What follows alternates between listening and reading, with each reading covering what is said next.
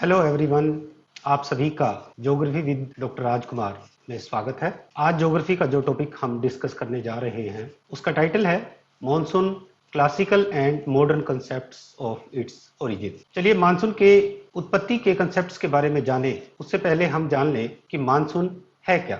Monsoon शब्द जो है वो अरबी भाषा के शब्द से बना है और अरबी भाषा का शब्द है मोसिन, और अरबी भाषा के मोसिन शब्द का अर्थ होता है ऋतु। यानी कि मानसून का अर्थ हुआ मौसम के अनुसार ऋतुओं में परिवर्तन, या दूसरे शब्दों में हम कहें कि भारत में पवनें ऋतुओं के अनुसार अपनी दिशा बदलती रहती हैं। मानसून वे मौसमी पवनें हैं जो ऋतुओं के अनुसार अपनी दिशा बदलती हैं, जैसा कि आप इसमें लिखा देख रहे हैं। हमने यहाँ पवनों को रेड कलर में लिखा है। वो इसलिए लिखा गया है कि हमें ये भी पता होना चाहिए कि पवनें क्या होती हैं। तो नेक्स्ट स्लाइड में हम पवनों के बारे में भी जानेंगे कि बेसिक कंसेप्ट पवनों का क्या होता है। जहां तक मानसून की बात है, कुछ वैज्ञानिक मानसून पवनों को सिंपली लैंड ब्रीज और सी ब्रीज के नाम से भी जानते हैं। स्थल समीर या जल समीर क्या होते हैं, ये मौसमी पवनों की ही उदाहरण है। स्थल समीर का अर्थ होता है वो पवनें जो स्थल से समुद्र की ओर चलती हैं, और जल समीर का अर्थ होता है वे पवनें जो जल यानी कि महासागरों से स्थल भागों की ओर चलती है। यद्यपि मानसूनी जलवायु दक्षिण पूर्वी एशिया में भी पाई जाती है, मध्य पश्चिमी अफ्रीका में भी पाई जाती है, इसके अलावा विश्व के कुछ और भागों में भी यह जलवायु पाई जाती है, परंतु भारत के लिए इस जलवायु का विशेष महत्व है क्योंकि ये मानसूनी जलवायु ही है और इसकी वजह से चलने वाली मानसून पवनें ही हैं जिसके कारण भारत में विकसित कृषि का विकास हो पाया है। कि आप सभी जानते हैं कि भारत की अर्थव्यवस्था कृषि पर आधारित है और कृषि मानसून पवनों पर आधारित है। इसलिए कई बार भारतीय कृषि को मानसूनी पवनों का जुआ भी कहा जाता है। तो भारत के लिए मानसूनी पवनों का विशेष महत्व है। चलिए अब पवनों के बारे में जानते हैं कि पवनें क्या होती हैं। गतिमान वायु को पवन कहते हैं, यानी कि बहती हुई वायु। जिस वायु में गति हो वही वायु पवन कहलाती है। किन्हीं दो स्थानों के बीच वायुदाब में भिन्नता के कारण ही पवनें चलती हैं। इसका मतलब हुआ कि किन्हीं दो स्थानों के बीच का वायुदाब हमेशा अलग अलग होता है, इसी कारण से ही पवनें चलती हैं। और दूसरी बात यह है कि पवनें हमेशा उच्च वायुदाब से निम्न वायुदाब की ओर चलती हैं। हाई प्रेशर से लो प्रेशर की ओर ये पवनें चलती हैं। प्रेशर ग्रेडियंट जितना अधिक होगा, प्रेशर ग्रेडियंट का यहां मतलब है कि एक स्थान से दूसरे स्थान के बीच वायुदाब में जितना अधिक अंतर होगा, पवनें उतनी ही तीव्र गति से चलेंगी। दो स्थानों के बीच वायुदाब में अंतर का मुख्य कारण क्या है? वैसे तो कई फैक्टर हैं जो वायुदाब में भिन्नता पैदा करते हैं, परंतु दो फैक्टर सबसे इंपॉर्टेंट है, वो है तापमान और समुद्र तल से ऊंचाई। जिस स्थान का तापमान अधिक होगा वहां वायुदाब हमेशा कम मिलेगा। तापमान अधिक होने के कारण वहां की पवनें गर्म होकर के हल्की होती हैं और हल्की होकर वे पवनें ऊपर की ओर उठ जाती हैं, जिसके कारण वायुदाब में कमी पैदा होती है। दूसरा फैक्टर है समुद्र तल से ऊंचाई। जो स्थान समुद्र तल से जितना अधिक ऊंचाई पर होगा वहां पर वायुदाब उतना ही कम होगा। इसका कारण यह है कि जैसे जैसे हम वायुमंडल में ऊपर की ओर जाते हैं, ऊंचे भागों की ओर जाते हैं, वायु का घनत्व कम होता चला जाता है, या दूसरे शब्दों में कहें कि वायु विरल होती चली जाती है, जिसके कारण वायुदाब कम होता चला जाता है। लेकिन इंटरेस्टिंग फैक्ट क्या है? इंटरेस्टिंग फैक्ट ये है कि तापमान और समुद्र तल से ऊंचाई का वायुदाब से विपरीत सहसंबंध होता है। यानी तापमान अधिक होगा तो वायुदाब कम होगा। कोई स्थान समुद्र तल से जितना अधिक ऊंचा होगा वहां पर वायुदाब उतना ही कम होता चला जाएगा। वायुदाब को यदि मापना हो तो वायुदाब को हमेशा मिलीबार में प्रकट किया जाता है। वायुदाब मिलीबार के लिए भी जब हम मैप में मिलीबार को दर्शाते हैं तो अंग्रेजी के छोटे m और छोटी b का इस्तेमाल हम इसमें करते हैं। अब बात करते हैं मानसून की उत्पत्ति से संबंधित कुछ और कंसेप्ट्स की, और ये है भारत में मानसून की शाखाएं। वैसे तो भारत में मानसून की शाखाओं का निर्धारण कई आधार पर किया जाता है, लेकिन यदि ऋतुओं के आधार पर हम मानसून की शाखाओं का विभाजन करें तो भारत में मानसून की दो शाखाएं होती हैं। पहली शाखा का नाम है दक्षिण पश्चिमी मानसून शाखा। लेफ्ट साइड की जो स्लाइड है जिसमें आप देख पा रहे हैं ये दक्षिण पश्चिमी मानसून शाखा है। ये शाखा गर्मियों में विकसित होती है, ग्रीष्म ऋतु में इस शाखा का विकास होता है। ये स्लाइड में भी आप देख पा रहे हैं। तो इस शाखा की विशेषता क्या होती है कि इस समय ग्रीष्म ऋतु में यहाँ आप देखेंगे कि जल समीर चल रही है, जिसको हमने अभी पीछे दो स्थल समीर और जल समीर की बात की थी, land breeze and sea breeze की बात की थी। तो ग्रीष्म ऋतु में जल समीर चलती हैं, हिंद महासागर से पवनें भारत की ओर एंटर करती हैं। इसका मतलब ये पवनें अपने साथ भरपूर मात्रा में जल लेकर आती हैं और भारत में एंटर करके ये पवनें भारी वर्षा कराती हैं। दूसरी शाखा की बात करें, दूसरी शाखा का नाम है उत्तर पूर्वी मानसून शाखा। स्लाइड में राइट साइड में आपको मैप में ये पवनें दिखाई दे रही हैं। विशेष बात यह है कि इन पवनों का जन्म शीत ऋतु में होता है। शीत ऋतु में क्यों होता है? क्योंकि शीत ऋतु में हमारे स्थल के जो भाग हैं वहां पर तापमान कम होता है, और जैसा कि हमने पीछे देखा कि तापमान कम होगा तो वायुदाब अधिक होगा। तो स्थल भागों पर वायुदाब अधिक है और जल भागों पर वायुदाब कम है। इसी कारण उत्तर पूर्वी मानसून शाखा स्थल से समुद्र की ओर चलती है, लेकिन स्थल से चलने के कारण इन पवनों में पानी की मात्रा नहीं होती, तो इसलिए मानसून की उस उत्तर पूर्वी शाखा से वर्षा की संभावना भी काफी कम होती है। हालांकि जब ये लौटती हुई मानसून पवनें बंगाल की खाड़ी से गुजरती हैं, तो तमिलनाडु के तटीय क्षेत्रों में जब ये प्रवेश करती हैं तो इनमें पानी की मात्रा होती है, और इसी कारण नवंबर दिसंबर के महीने में ये लौटती हुई मानसून पवनें तमिलनाडु के तटीय क्षेत्रों में, ये जो तटीय क्षेत्र है इसका नाम है कोरोमंडल तट, तो कोरोमंडल तट पर लौटती हुई मानसून पवनें वर्षा करती है। केवल भारत का यही एक ऐसा क्षेत्र है जहां पर ये मानसून पवनें लौटते वक्त वर्षा करती हैं, अन्यथा पूरे भारत में लौटती हुई मानसून पवनों से होने वाली वर्षा नगण्य होती है, नेग्लिजिबल होती है। अब मानसून की उत्पत्ति की हम बात करें तो मानसून की उत्पत्ति के बारे में अभी तक कोई भी ऐसा सिद्धांत नहीं बन पाया है जो पूरे विश्व में सर्वमान्य हो, सभी विद्वानों को मान्य हो, और यही वजह है कि मानसून के उत्पत्ति के संबंध में अभी तक भी रिसर्च लगातार जारी है, अनुसंधान हमारे वैज्ञानिक लगातार करते रहते हैं, लेकिन अभी तक जो सिद्धांत बन पाए हैं उन सिद्धांतों को हम दो भागों में विभाजित कर सकते हैं। यानी कि मानसून की उत्पत्ति से संबंधित दो विचारधाराएं अभी तक प्रचलन में हैं। पहली विचारधारा का नाम है चिर सम्मत सिद्धांत, जिसे क्लासिकल थ्योरी कहते हैं, और क्लासिकल थ्योरी में जो सबसे महत्वपूर्ण सिद्धांत है उसका नाम है तापीय सिद्धांत, यानी कि थर्मल थ्योरी। और दूसरा जो विचारधारा है उसका नाम है आधुनिक सिद्धांत, मॉडर्न थ्योरीज। मॉडर्न थ्योरीज में दो थ्योरीज सबसे इंपॉर्टेंट हैं जिनका जिक्र हम आगे करेंगे। पहली थ्योरी का नाम है एयर मास थ्योरी और दूसरी थ्योरी का नाम है जेट स्ट्रीम थ्योरी। तो चलिए दोनों की दोनों थ्योरीज के बारे में हम विस्तार से आगे पढ़ते हैं। सबसे पहले लेते हैं हम चिरसम्मत सिद्धांत को।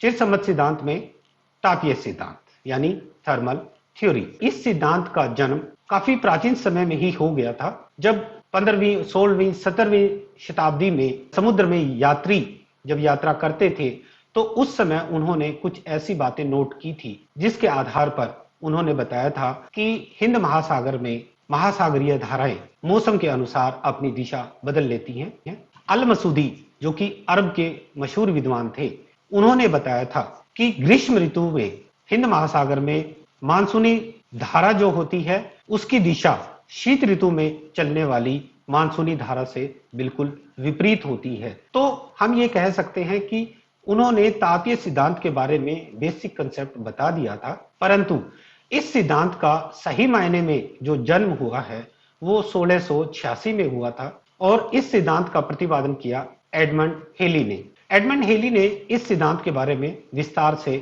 बताया था। उन्होंने बताया था कि मानसून स्थल व समुद्र की ओर से चलने वाली पवनें हैं जिनकी उत्पत्ति महाद्वीपों तथा महासागरों के तापमान में अंतर होने के कारण होती है। लेफ्ट साइड में जो स्लाइड है उसका ऊपरी भाग में आप देखेंगे इस इमेज में, जिसमें समर का मानसून की स्थिति को दर्शाया गया है, तो आप देखेंगे कि ब्लू कलर में महासागरों को दर्शाया है, रेड कलर में स्थल भागों को दर्शाया है। तो ग्रीष्म ऋतु में स्थल भागों का तापमान तेजी से बढ़ जाता है, स्थल भागों पर तापमान अधिक होता है, जिसके कारण वायुदाब कम होगा, वायुदाब कम हो जाता है।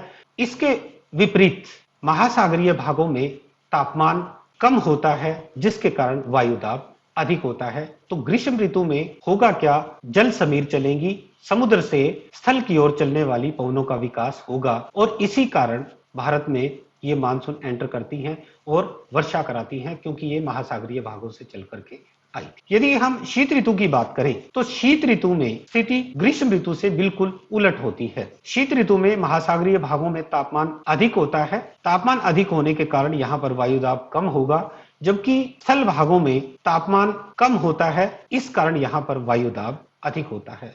तो स्थल भागों में वायुदाब अधिक होने के कारण स्थल से समुद्र की ओर पवनों का विकास होता है, जिसको हम लैंड ब्रीज के नाम से भी जानते हैं। तो स्थल से जो पवनें समुद्र की ओर चलेंगी, उन पवनों में जलवाष्प की मात्रा काफी कम होती है, नगण्य होती है। इस कारण ये पवनें यहाँ वर्षा कराने में कोई सहायता नहीं कर पाती।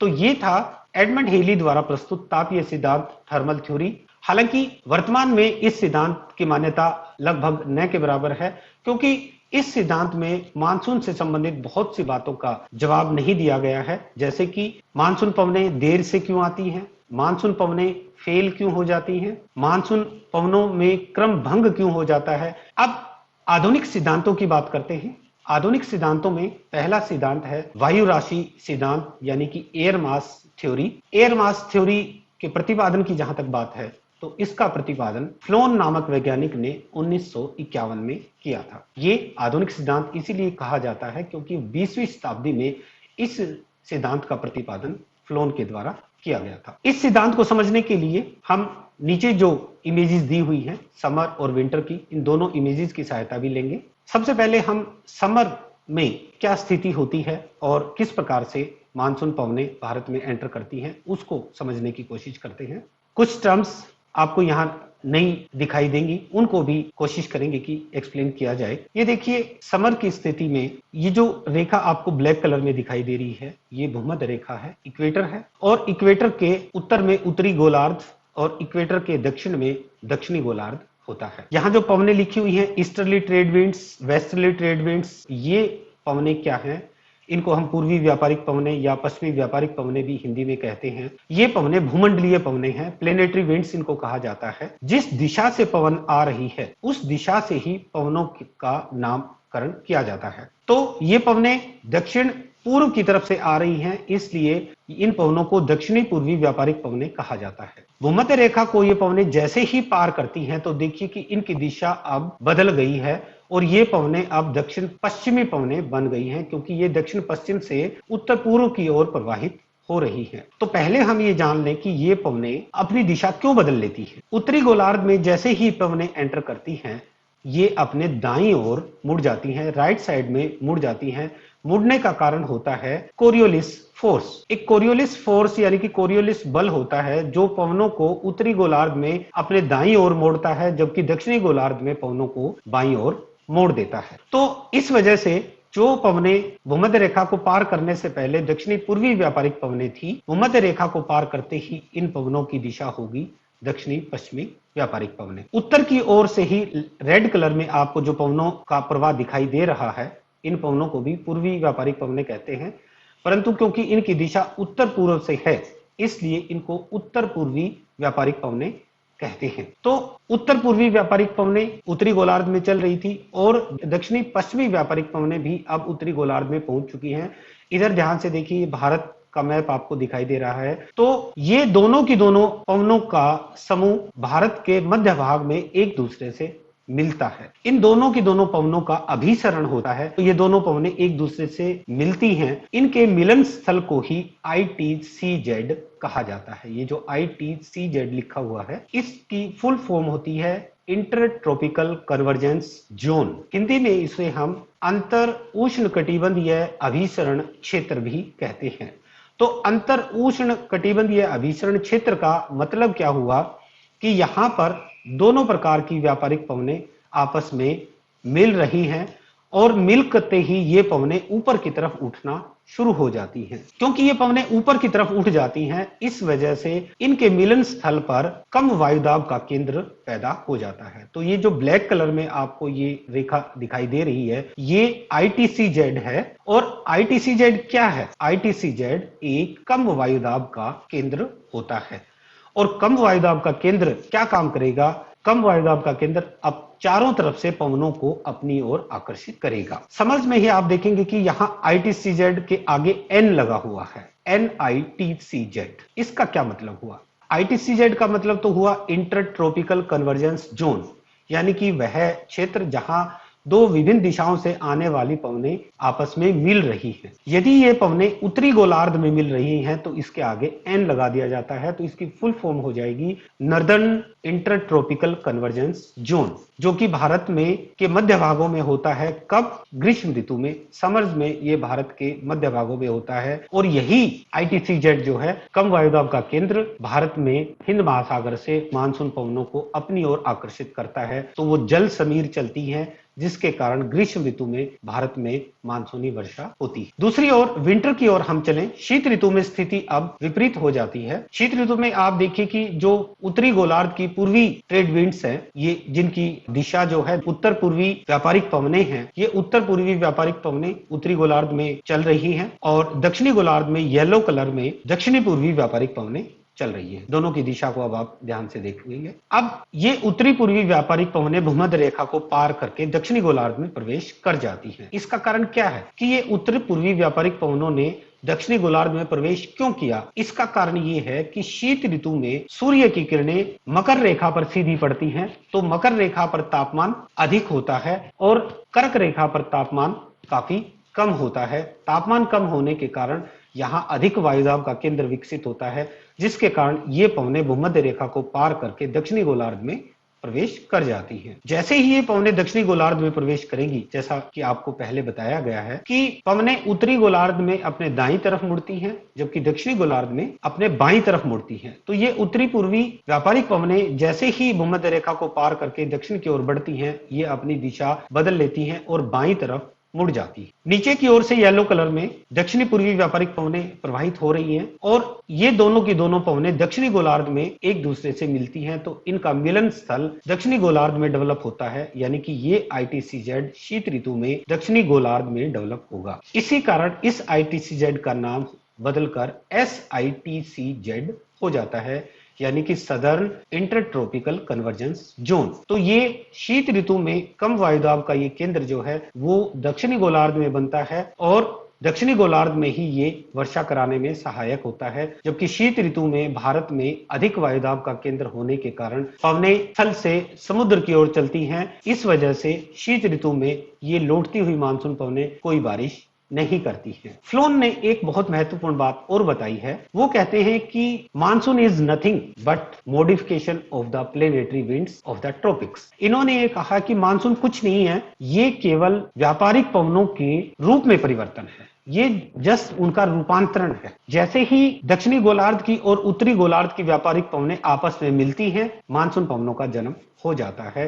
तो वायुराशि सिद्धांत को थोड़ा और क्लैरिटी से हम देखने की कोशिश करें, दूसरे मैप से और समझने की हम इसको कोशिश करें, तो अप्रैल मई यानी कि ग्रीष्म ऋतु की जब शुरुआत होती है, तो उस समय सूर्य कर्क रेखा पर चमकता है। जो लाइट कलर में आपको पार्ट दिखाई दे रहा है, ये वो इलाका है जो कर्क रेखा के आसपास का इलाका है, और यहाँ पर तापमान अधिक होने के कारण वायुदाब काफी कम हो जाता है। यदि फ्लोन की बात करें तो मध्य भारत में जो लाइट कलर आपको दिखाई दे रहा है, मई जून के महीने में ये ITCZ भारत के इस मध्य हिस्से में पहुंच जाता है, क्योंकि ITCZ की स्थिति सूर्य से प्रभावित होती है। जैसे जैसे सूर्य मार्च से लेकर के जून तक, जैसे जैसे सूर्य भूमध्य रेखा से कर्क रेखा की ओर आकर्षित होता है, ITCZ की स्थिति भी उसी के साथ चलती चलती भारत के मध्य भाग तक पहुंच जाती है। जून के महीने में जब सूर्य कर्क रेखा पर सीधा चमक रहा होता है, तो ITCZ की स्थिति भारत के मध्य में इन इलाकों में होती है, और ये एक कम वायुदाब का केंद्र यहाँ पर विकसित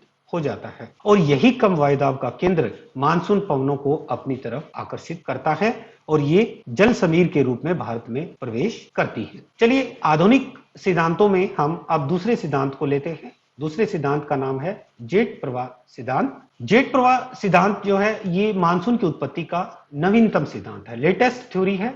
इसीलिए इस सिद्धांत की मान्यता भी सबसे अधिक है, क्योंकि पिछली थ्योरीज में जो कमियां रह गई थी, उन कमियों को इस सिद्धांत में दूर करने का प्रयास किया गया है। हालांकि इस सिद्धांत को डेवलप करने के लिए विश्व के बहुत सारे वैज्ञानिकों ने अपना योगदान दिया है, परंतु भारतीय वैज्ञानिक पी कोटेश्वरम का योगदान बहुत महत्वपूर्ण है। उन्होंने 1953 में इस सिद्धांत को समझाने का प्रयास किया, और क्या प्रयास किया है वो सारा हम इस आगे की स्लाइड्स में हम देखेंगे। लेकिन उससे पहले हम ये जान लें कि जेट प्रवाह होता क्या है, यानी कि जेट स्ट्रीम्स क्या होती है। जेट स्ट्रीम्स एक्चुअल में ऊपरी वायु का संचरण होता है। ये पवन का प्रवाह क्षोभ मंडल के ऊपरी भाग में 9 से 13 किलोमीटर की ऊंचाई पर प्रवाहित होता है। तो हम ये कह सकते हैं कि धरातल पर चलने वाली पवनें अलग हैं और जेट प्रवाह उनसे अलग हैं।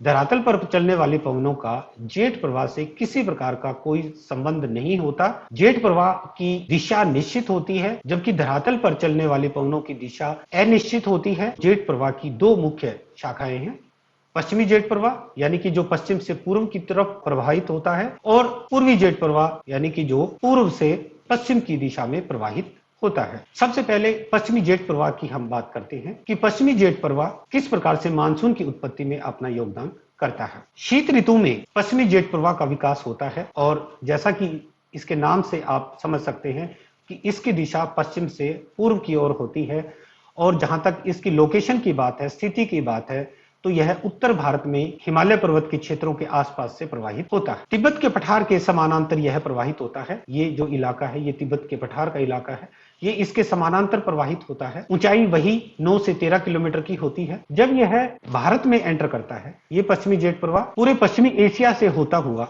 जब भारत में एंटर करता है, तो जम्मू कश्मीर के पास के जो हिमालय की श्रृंखलाएं हैं वहां आकर के यह दो भागों में विभाजित हो जाता है। इसकी उत्तरी शाखा तिब्बत के उत्तर से होकर के गुजर जाती है, जिसका प्रभाव भारत की जलवायु पर किसी प्रकार से नहीं पड़ता, और दक्षिणी शाखा भारत में प्रवेश करती है। ये भारत की दक्षिणी शाखा है जो इस मानचित्र में दिखाई गई है, और इसमें जो संख्याएं आप देख रहे हैं 80 नॉट, 60 नॉट, 40 नॉट, 20 नॉट आदि, ये संख्याएं पश्चिमी जेट प्रवाह की पवनों की गति को इंगित करती हैं, इंडिकेट करती हैं। नोट का मतलब होता है 1.852 किलोमीटर, यानी एक नोट 1.852 किलोमीटर के बराबर होता है। तो यदि हम नोट में पवनों की गति को ना समझ पाए तो हम इसको किलोमीटर में भी परिवर्तित कर सकते हैं। नोट को किलोमीटर में परिवर्तित करने के लिए हमें सिंपली नोट को 1.852 से मल्टीप्लाई करना है, गुणा करना है, तो हम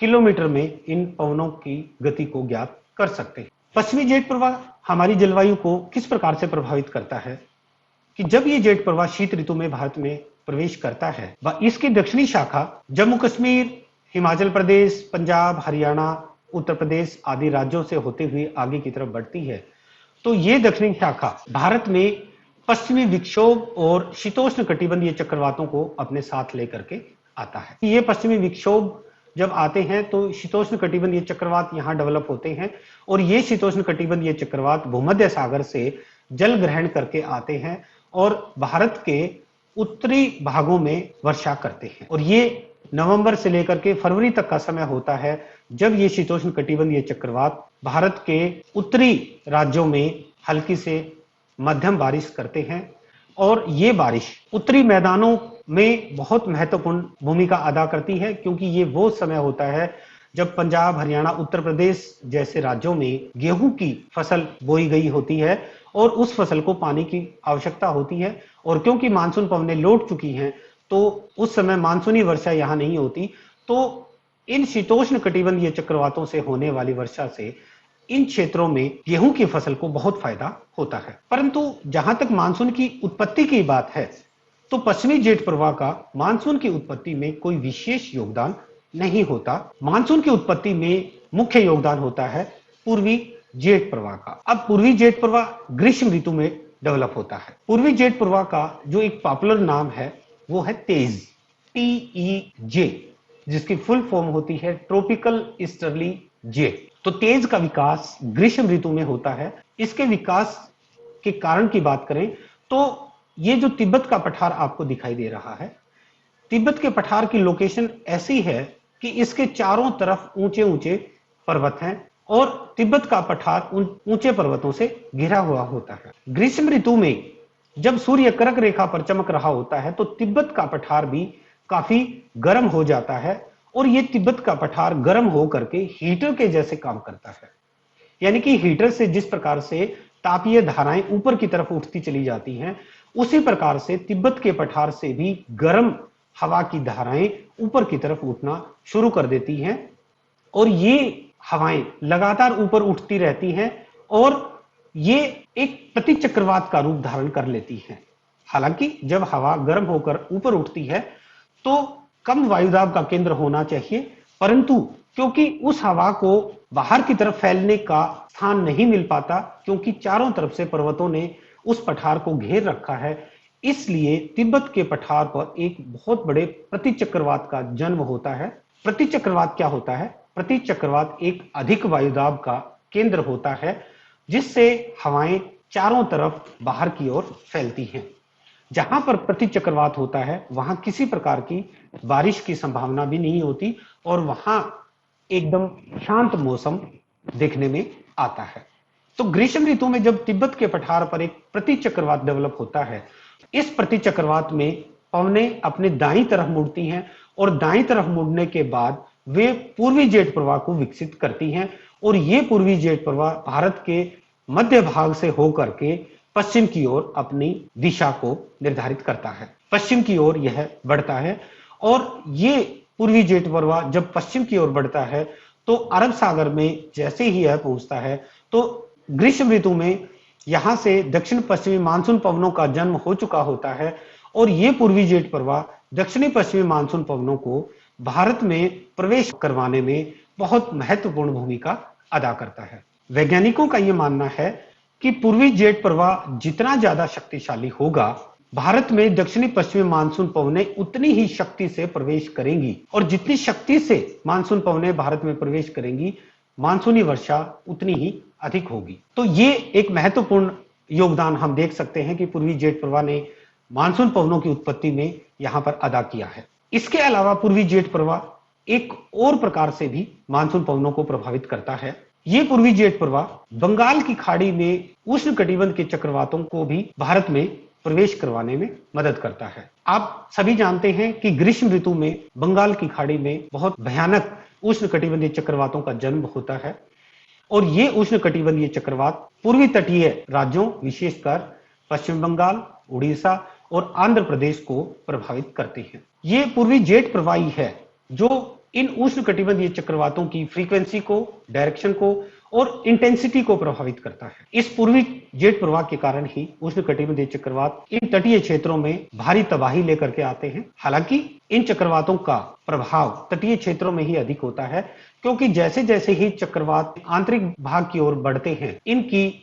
पावर कम होती चली जाती है, इनकी इंटेंसिटी पर काफी गहरा असर पड़ता है और आंतरिक भागों को ये बड़ी मात्रा में प्रभावित नहीं कर पाते हैं। तो जेट प्रवाह सिद्धांत हमें बताता है कि मानसून की उत्पत्ति पूर्वी जेट प्रवाह से प्रभावित होती है, पश्चिमी जेट प्रवाह का प्रभाव मानसून की उत्पत्ति में काफी कम होता है। अब रिकैप्चुलेशन यानी कि पुनरावृत्ति हम करते हैं कि जो कंसेप्ट हमने अभी तक पढ़े हैं उनको एक बार हम जान लें कि वो बातें हमें क्लियर हुई या नहीं क्लियर हुई हैं। सबसे पहले हमें पता होना चाहिए कि मानसून क्या है। जैसा हमने देखा, मानसून का अर्थ हुआ मौसम के अनुसार पवनों की दिशा में होने वाला परिवर्तन। अब पवनें किसे कहते हैं इसके बारे में भी हमने पीछे देखा है कि गतिमान वायु को हम पवन कहते हैं। दो स्थानों में वायुदाब की भिन्नता के कारण ही पवनें चलती हैं। दो स्थानों के बीच वायुदाब में जितनी अधिक भिन्नता होगी, पवनों की गति उतनी ही अधिक होगी। उसके बाद मानसून की उत्पत्ति से संबंधित हमने चिरसम्मत विचारधारा का अध्ययन किया, जो कि एडमंड हेली के द्वारा प्रस्तुत की गई विचारधारा है, जिसमें सिंपली ये बात बताई गई है कि स्थल और महासागरीय भागों के तापमान में भिन्नता होने के कारण ही मानसून पवनों का उद्गम होता है, जन्म होता है। आधुनिक विचारधाराओं की बात करें तो दो विचारधाराएं महत्वपूर्ण हैं जिनका अध्ययन हमने किया है। पहली वायु राशि विचारधारा है, जिसमें मुख्य योगदान फ्लोन का रहा है, जिन्होंने ITCZ के माध्यम से बताया था कि किस प्रकार से मानसून की उत्पत्ति होती है। और अंत में हमने जेट स्ट्रीम थ्योरी को पढ़ा, जो कि सबसे नवीनतम विचारधारा है और इस थ्योरी को विकसित करने में भारतीय वैज्ञानिक P कोटेश्वरम का महत्वपूर्ण योगदान रहा है। और इसी के साथ आज का ये हमारा टॉपिक यहीं समाप्त होता है। मुझे उम्मीद है आप सभी ने मानसून की उत्पत्ति के संबंध में आज अपने कंसेप्ट अच्छे से क्लियर कर लिए होंगे। तो आज का जो टॉपिक हमने देखा उसमें एग्जामिनेशन पॉइंट ऑफ व्यू से जो इम्पोर्टेंट क्वेश्चंस आपके लिए हो सकते हैं, चलिए एक बार उनका अध्ययन हम कर लेते हैं। एग्जाम में दो टाइप के क्वेश्चंस आते हैं, एक शॉर्ट आंसर टाइप क्वेश्चंस और एक लॉन्ग आंसर टाइप क्वेश्चंस।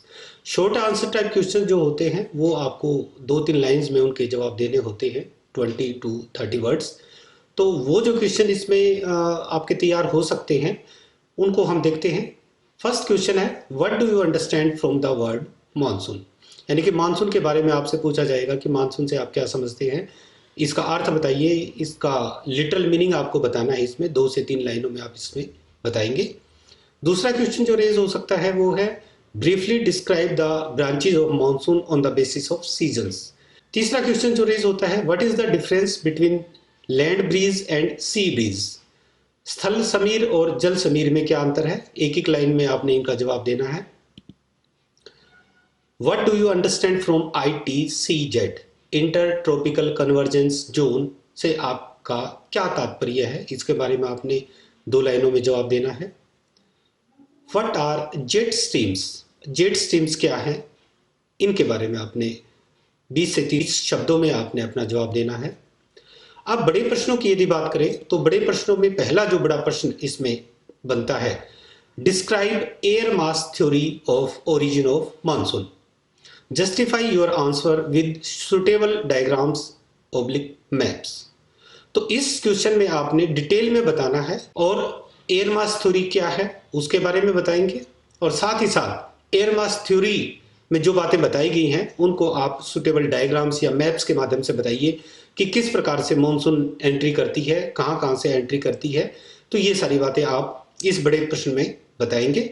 दूसरा बड़ा प्रश्न जो तैयार होता है, describe in detail jet stream theory of origin of monsoon as propounded by P Koteswaram. यानी कि पी कोटेश्वरम ने जो जेट स्ट्रीम थ्योरी के बारे में बताया है जो कि मानसून की उत्पत्ति के ऊपर है, उसके बारे में आप इसमें बताएंगे। और पहले प्रश्न के जैसे ही अपने इस प्रश्न में भी आप डायग्राम्स और मैप का प्रयोग करके अपने प्रश्न को लिखेंगे। जितना ज्यादा आप डायग्राम्स और मैप्स का प्रयोग करेंगे उतने ही अधिक मार्क्स आपको क्वेश्चन में मिलेंगे।